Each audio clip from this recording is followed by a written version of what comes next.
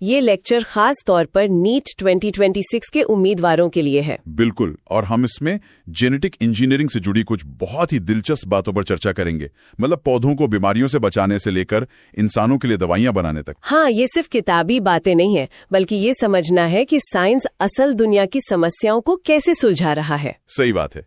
चलिए शुरू करते हैं।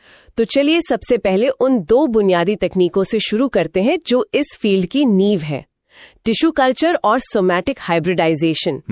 सुनने में ये बड़े टेक्निकल नाम लगते हैं, पर असल में ये पौधों को लैब में उगाने और सुधारने के अद्भुत तरीके हैं। बिल्कुल, टिश्यू कल्चर, जिसे माइक्रो प्रोपेगेशन भी कहते हैं, ये तो कमाल की चीज है। सोचिए, एक बेहतरीन पौधे का छोटा सा हिस्सा लेकर उससे हजारों नए पौधे बना लिए जाएं, वो भी बहुत कम समय में। और इसका जो आधार है ना, वो है टोटीपोटेंसी। टोटीपोटेंसी, इसका मतलब क्या हुआ? इसका मतलब है कि पौधे की किसी भी एक कोशिका में, एक सिंगल सेल में पूरे पौधे को फिर से बनाने की क्षमता होती है। अरे वाह! हाँ, तो ये करते कैसे है? देखिए, पौधे का एक छोटा सा हिस्सा लेते हैं, जिसे एक्सप्लांट कहते हैं। उसे एक टेस्ट ट्यूब में एक पोषक माध्यम में रखा जाता है। इसमें कार्बन सोर्स जैसे सुक्रोज, अमीनो एसिड्स और खास तौर पर हार्मोन्स होते हैं। ऑक्सिन और साइटोकाइनिन वाले हार्मोन्स? हाँ बिल्कुल। तो पहले एक्सप्लांट से कैलस बनता है, जो मतलब कोशिकाओं का एक गुच्छा होता है, और फिर उससे पूरा पौधा तैयार हो जाता है। और इसके फायदे? एक तो ये कि कम समय में ज्यादा पौधे मिल जाते हैं। हाँ, और दूसरा ये कि सारे पौधे जेनेटिक रूप से एक जैसे होते हैं, जिन्हें सोमा क्लोन कहते हैं। जैसे केला, सेब, टमाटर, ये सब इसी तरह उगाए गए हैं। अच्छा, इसका एक और इस्तेमाल है शायद, बीमारी मुक्त पौधे बनाने का? बहुत जरूरी इस्तेमाल है वो। अगर किसी पौधे में वायरस का इन्फेक्शन है, तो भी उसका जो मेरिस्टेम वाला हिस्सा होता है ना, वो वायरस मुक्त रहता है। तो उस हिस्से को एक्सप्लांट के तौर पर इस्तेमाल करके हम उस पौधे की हेल्दी कॉपियां बना सकते हैं। गन्ना, आलू, केला, इन सब में ये बहुत काम आता है। तो ये तो हुई कॉपी बनाने की बात। अब बात करते हैं सोमैटिक हाइब्रिडाइजेशन की। इसमें तो 2 अलग अलग पौधों को मिलाते हैं, है ना? हाँ, इसमें 2 अलग पौधों की कोशिकाएं ली जाती हैं। जैसे टमाटर और आलू? बिल्कुल।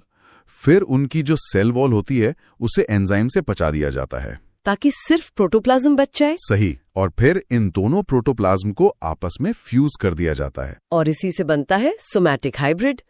मजे की बात यह है कि नीट 2024 में इसी से सवाल आया था कि क्या फ्यूज किया जाता है। जवाब था प्रोटोप्लास्ट। बिल्कुल, और इसी तकनीक से पोमैटो बनाया गया था, टमाटर और आलू का हाइब्रिड। एक ही पौधे में आलू भी और टमाटर भी, ये तो बहुत सफल हुआ होगा। नहीं, एक्चुअली यहीं पर एक ट्विस्ट है। वो कमर्शियली सफल नहीं हो पाया। क्यों? क्योंकि उसमें वो गुण नहीं थे जो बाजार को चाहिए।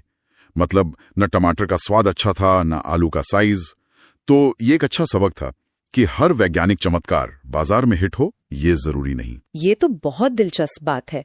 चलिए अब फसलों को और पौष्टिक बनाने की बात करते हैं, जैसे गोल्डन राइस। हाँ, गोल्डन राइस, ये जेनेटिकली मॉडिफाइड चावल है जिसमें विटामिन ए भरपूर मात्रा में होता है। और ये कैसे बनाया गया? इसके लिए डैफोडिल के पौधे से बीटा कैरोटीन बनाने वाला जीन निकाला गया। अच्छा। फिर इस जीन को एग्रोबैक्टीरियम वेक्टर की मदद से चावल के पौधे में डाल दिया गया। तो इससे उन लोगों को बहुत फायदा हुआ होगा जिनमें विटामिन ए की कमी होती है, जिससे रतौंधी जैसी बीमारियां होती हैं। बिल्कुल। और एक और उदाहरण है हिरुडीन का। हिरुडिन, ये तो वो है ना जो खून को जमने से रोकता है? हाँ, ये एक एंटी कोएगुलेंट है। आमतौर पे ये ब्लड सकिंग लीच यानी जोक से मिलता है। जोक से? हाँ, लेकिन दवाइयों के लिए ज्यादा मात्रा में चाहिए, तो वैज्ञानिकों ने इसका जीन लैब में बनाया और उसे ब्रासिका नैपस नाम के पौधे में डाल दिया। मतलब अब ये पौधा हिरुडिन बनाता है? बिल्कुल। अब इस पौधे के बीजों से हिरुडिन निकाला जाता है। पौधे एक तरह से बायोफैक्ट्री बन गए। ये तो कमाल है। अब उस तकनीक पर आते हैं जिसने खेती में क्रांति ला दी, मतलब कीड़ों से लड़ने वाले पौधे, बीटी कॉटन। बीटी कॉटन, इसकी कहानी भी बड़ी मजेदार है। एक बैक्टीरिया है बैसिलस थुरिंजिएंसिस, या शॉर्ट में बीटी। ये बैक्टीरिया एक खास प्रोटीन बनाता है जो कुछ कीड़ों को मार सकता है, और ये प्रोटीन बैक्टीरिया के अंदर इनएक्टिव मतलब निष्क्रिय अवस्था में होता है। तो वैज्ञानिकों ने सोचा होगा कि क्यों ना इस बैक्टीरिया के जीन को ही पौधे में डाल दिया जाए। एग्जैक्टली, और यही किया गया। अब जब कोई कीड़ा जैसे कॉटन बॉलवॉर्म इस पौधे को खाता है, तो वो निष्क्रिय प्रोटीन कीड़े के पेट में चला जाता है। हाँ, और कीड़े के पेट में होता है अल्कलाइन पीएच। अच्छा। इस पीएच की वजह से वो प्रोटीन एक्टिव हो जाता है और जहर बन जाता है। और फिर वो एक्टिव प्रोटीन कीड़े की आंत में छेद कर देता है, जिससे कीड़े की मौत हो जाती है। तो पौधे के पास अब अपना खुद का कीटनाशक है। बिल्कुल। और इस प्रोटीन को बनाने वाले जीन को क्राइजीन कहते हैं। अलग अलग कीड़ों के लिए अलग अलग क्राइजीन होते हैं। हाँ, जैसे क्राई1AC और क्राई2AB कॉटन बॉलवर्म के लिए और क्राई1AB कॉर्न बोरर के लिए। अभी तक हम जीन जोड़ने की बात कर रहे थे, लेकिन क्या हम किसी जीन को बंद या टुब भी करा सकते हैं? हाँ, बिल्कुल करा सकते हैं। और यहीं पर आरएनए इंटरफेरेंस या RNAi तकनीक काम आती है। Gene silencing? हाँ, जीन साइलेंसिंग। ये सभी यूकैरियोटिक जीवों में एक नेचुरल सुरक्षा प्रणाली है। इसका इस्तेमाल एक खास नीमेटोड मेलोइडाइगाइनी इनकॉग्निशिया से तंबाकू के पौधे को बचाने के लिए किया गया। ये निमेटोड तो पौधे की जड़ों में रूट नॉट नाम की बीमारी पैदा करता है ना? सही। तो वैज्ञानिकों ने क्या किया कि उन्होंने निमेटोड के एक खास जीन को तंबाकू के पौधे में डाल दिया। इससे पौधे में एक डबल स्टैंडर्ड RNA बनने लगा। अच्छा।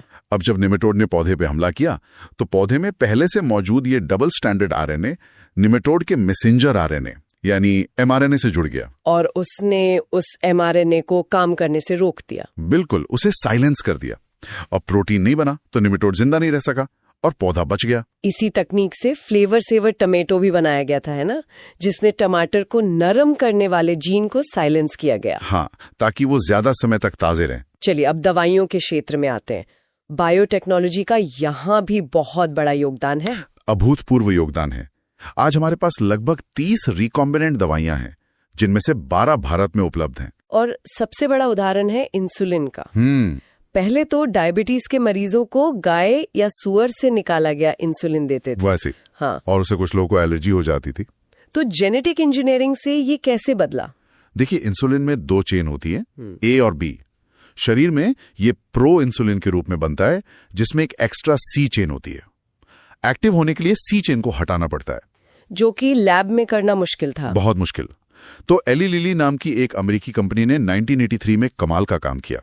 उन्होंने A और B चेन बनाने वाले DNA सीक्वेंस को अलग अलग ई कोलाई बैक्टीरिया में डाल दिया। अच्छा, अलग अलग? हाँ, तो एक बैक्टीरिया A चेन बना रहा था, दूसरा B चेन।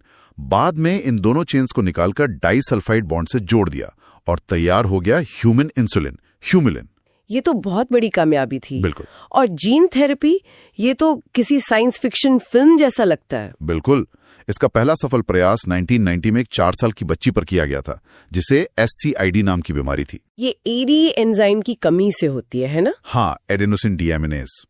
तो डॉक्टरों ने क्या किया, बच्ची के शरीर से लिम्फोसाइट्स निकाले, उनमें लैब में ADA का सही जीन डाला और फिर उन लिम्फोसाइट्स को वापस बच्ची के शरीर में डाल दिया। पर यह स्थायी इलाज नहीं था। नहीं था, क्योंकि लिम्फोसाइट्स की उम्र सीमित होती है, तो ये बार बार करना पड़ता था। तो स्थायी इलाज क्या है? स्थायी इलाज तभी संभव है जब ये जीन थेरेपी भ्रूण अवस्था मतलब एम्ब्रियोनिक स्टेज में की जाए। अच्छा, इलाज के अलावा बीमारियों का जल्दी पता लगाने में भी बायोटेक्नोलॉजी ने मदद की है। बहुत ज्यादा। PCR और एलाइजा जैसी तकनीकें ये गेम चेंजर हैं। PCR यानी पॉलीमरेज चेन रिएक्शन। हाँ, आप इसे एक जेनेटिक फोटोकॉपी मशीन समझ सकते हैं।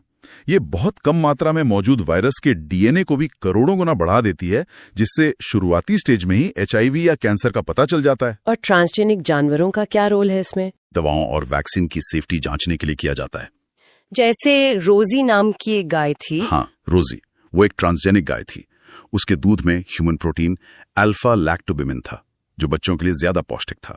इसी तरह एम्फाइसीमा के इलाज के लिए जरूरी प्रोटीन अल्फा-1 एंटीट्रिप्सिन बनाने के लिए ट्रांसजेनिक भेड़ बनाई गई।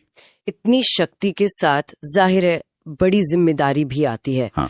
इन तकनीकों के गलत इस्तेमाल को रोकने के लिए नियम भी तो होंगे। बिल्कुल हैं।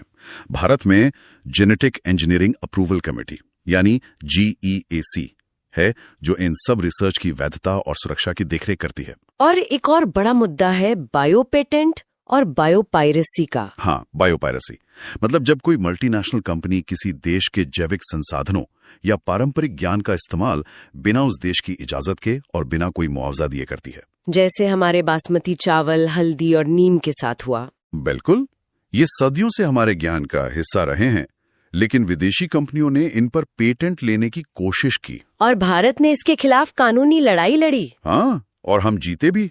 इसी वजह से अब सख्त कानून बनाए गए हैं ताकि हमारे संसाधनों और ज्ञान का शोषण न हो सके। तो आज हमने देखा कि बायोटेक्नोलॉजी सिर्फ लैब तक ही सीमित नहीं है। ये हमारे खेतों, हमारी दवाइयों और हमारे भविष्य को आकार दे रही है। बिल्कुल, और ये हमें सोचने पर भी मजबूर करती है। जहां एक तरफ हम जीवन के कोड को बदलकर बीमारियों का इलाज कर सकते हैं, वहीं हमें ये भी पक्का करना होगा कि इस ज्ञान का उपयोग नैतिक तरीके से हो। और इसी विचार के साथ हम आज की एक गहन चर्चा समाप्त करते हैं। अगली बार तक सोचते रहिए और सीखते रहिए।